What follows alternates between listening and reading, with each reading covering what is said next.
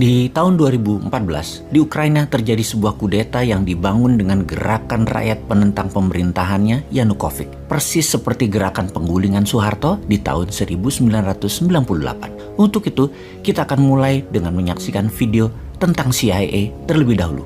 Bagaimana CIA menggulingkan sebuah pemerintahan. Baru cerita tentang bagaimana operasi intelijen CIA di dalam kudeta pemerintahan Yanukovych di tahun 2014 di Ukraina. Bukan menjadi rahasia lagi kalau CIA, lembaga intelijen Amerika, sering menggulingkan sebuah pemerintahan yang sah. Ada 5 hal yang mereka lakukan dan sampai sekarang mereka masih tetap melakukannya. Yang pertama yang dilakukan adalah, dan yang ini adalah paling sering, yaitu membiayai oposisi. Cara ini adalah cara yang paling aman dan metode paling murah dari CIA. Bisa hanya memodali memberi uang kelompok oposisi atau memodali mereka yang akan melakukan kudeta. Iran di tahun 53, Vietnam di tahun 63, Brazil, Guatemala, salah satu operasi intelijen dengan model ini yang dilakukan oleh Amerika. Cara nomor 2 yang paling sering dilakukan adalah dengan assassination atau pembunuhan. Membunuh pemimpin lalu menggantikan dengan pemimpin yang pro-Amerika. Misalnya Patrice Lumumba di Kongo, dan banyak lagi pemimpin-pemimpin berbagai negara yang tidak jelas kematiannya tapi didesain oleh Amerika agar digantikan dengan pemimpin yang pro-Amerika. Lalu, cara ketiga yang paling sering dilakukan oleh CIA adalah melumpuhkan ekonomi, atau dalam bahasa akademinya adalah economic assassination. Perang tarif dengan Cina, embargo perdagangan, dengan cepat akan merubuhkan sebuah negara seperti Kuba sampai sekarang di embargo. Kemudian Chile di tahun 70-an ketika Allende yang melakukan nasionalisasi atas aset-aset Amerika membuat Presiden Nixon memerintahkan CIA dengan kalimat "Make Chileans Scream" atau membuat bangsa Chile menjerit. Yang terakhir, Pinochet mengkudeta Allende. 2 hal itu dilakukan di sana. Tekanan secara ekonomi lalu mendukung kudeta oposisi. Lalu saat ini misalnya serangan mata uang lira di Turki yang menjatuhkan 40% nilai Turki dalam setahun terakhir dan membuat banyak investasi keluar dari Turki. Kemudian juga Venezuela diserang dengan economic hitman sehingga inflasinya lebih dari 1000%. Indonesia di tahun 1997 adalah bagian dari economic assassination untuk merubuhkan rezim Soeharto. Kemudian saat ini yang paling sering dipakai adalah nomor 4, yaitu pengambil alihan kendali atas media. CIA akan membeli koran, membeli TV, membeli radio untuk merubah opini publik dan melakukan kampanye anti penguasa yang anti Amerika. Di Italia, CIA pernah membeli koran Rome Daily American agar Italia tidak jatuh ke tangan komunis. Namun sekarang petinggi CIA pernah berkata lebih gampang membeli wartawan dan redakturnya daripada membeli koran atau media. Karena itu, banyak sekali sekarang foreign jurnalis yang dibayar oleh CIA, dan di media warfare ini kuncinya adalah kendali informasi, di mana sekarang meluas ke internet dan medsos dengan analitik strateginya. Terakhir adalah membangun kepanikan atau menciptakan chaos, menciptakan ketegangan sosial. Seringnya ada demo atau street protest, itu adalah bagian menciptakan kekacauan atau chaos. Turun ke jalan berdemo adalah CIA style sekali. Coba lihat, coba ingat-ingat di Indonesia yang sedikit-sedikit turun ke jalan, belakangnya pasti siapa? Kita bahas detailnya di chapter yang lain. Dan pastikan mereka yang turun ke jalan itu tidak tahu apa motif asli demo tadi. Itu adalah kunci sukses demo. Misalnya tokoh Iran Muhammad Mossadegh yang menasionalisasi aset minyak Inggris di tahun 53, digalanglah demo besar-besaran sampai terguling, dan kemudian boneka Amerika Syah Iran dijadikan monarki lagi. Juga demo panjang Hong Kong saat ini, demo besar misalnya kemarin di Malaysia untuk menggulingkan Najib yang pro Cina beberapa tahun yang lalu. Ini semua adalah sedikit informasi tentang organisasi rahasia dan bagaimana operasinya, dan masih banyak lagi yang sebenarnya kita tidak tahu. Jadi ke depan ada baiknya Indonesia hati-hati. Kita harus punya strategi berlapis dan bermain cantik. Baru nanti kita salib mereka semua di tikungan. Barulah Indonesia bisa jadi negara besar.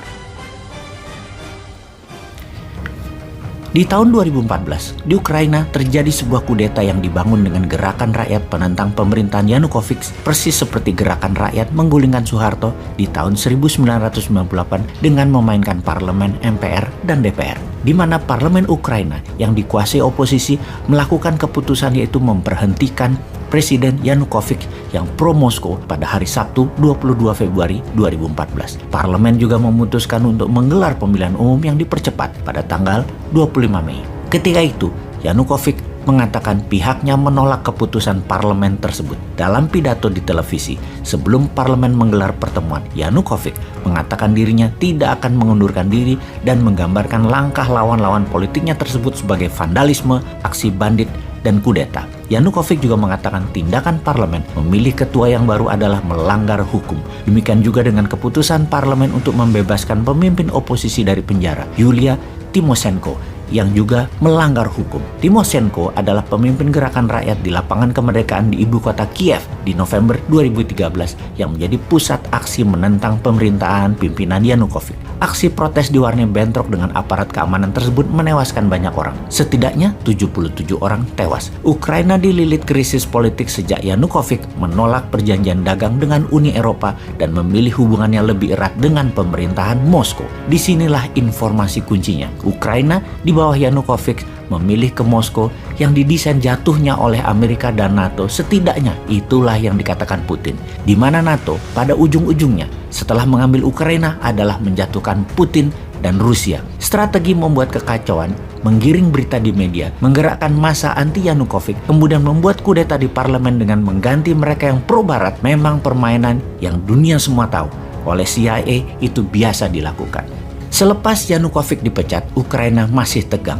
Bahkan wilayah Crimea disebut-sebut ingin melepaskan diri. Gejolak politik pun terjadi. Di kawasan tersebut menjadi peluang bagi Putin untuk mengambil Crimea tersebut daripada diambil NATO. Rusia mengirim tentara dengan dalih melindungi warganya di Crimea. Sejak Sabtu, 1 Maret 2014, Putin memerintahkan para tentara masuk Crimea, wilayah selatan Ukraina sebagai buffer area jika suatu hari Ukraina jadi dicaplok NATO, termasuk membangun kekuatan milisi di timur Ukraina di wilayah Donbas. Inilah awal kegoncangan panjang selama 8 tahun di Ukraina sejak tahun 2014. Pemilu 2014 di Ukraina dimenangkan Petro Poroshenko yang memiliki sejarah sebagai Menteri Luar Negeri sejak 2009 hingga 2010, Menteri Pembangunan Ekonomi dan Perdagangan hingga 2012, sejak 2007 hingga 2012 dia menjadi Ketua Dewan Bank Nasional Ukraina. Poroshenko masih dianggap belum menjalankan maunya NATO sehingga pemilihan presiden di tahun 2019 sejarah baru terjadi. Seorang pelawak komedian dalam serial Pelayan Rakyat yang dibintanginya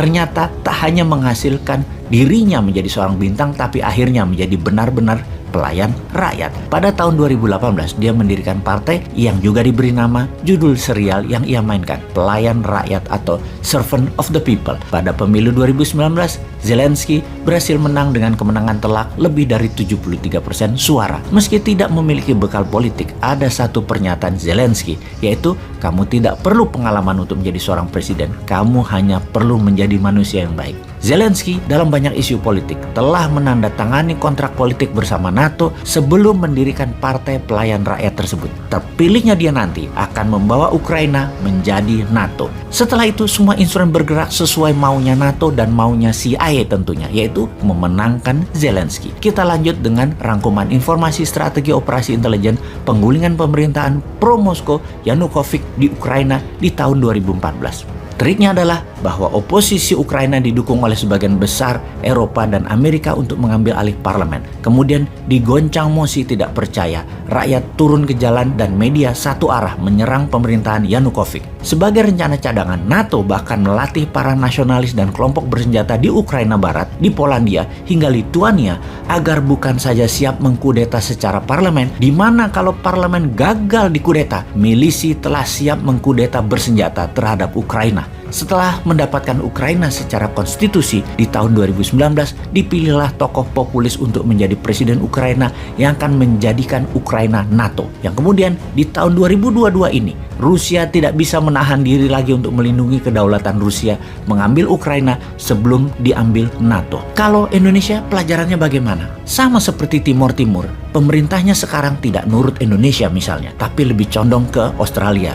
Dan tahu-tahu Timor Timur ikut kuat dalam Fakta Pertahanan Australia, India, Jepang, dan Amerika, atau mau ikut AUKUS Australia, Inggris, Amerika, atau gabung FPDA Five Power Defense Agreement 5 negara Commonwealth, Malaysia, Singapura, Inggris, Australia, dan New Zealand. Yang pasti Timor Timur diinvasi sama Indonesia kalau Indonesianya nyalinya memang negara superpower. Ngomong-ngomong, apakah yang menjabat sekarang begitu pikirannya apa tidak? Apakah mikirin buffer country seperti wilayah Sarawak, Malaysia, Singapura, Papua Nugini, Timor Timur? Apa karena merasa negara kepulauan Selatan Pasifik bukan negara agresor? Negara Australia juga bukan agresor. Singapura bukan agresor. Nggak usah dipikirin gitu. Jangan gitu deh, nanti kaget loh kalau mereka nyerang.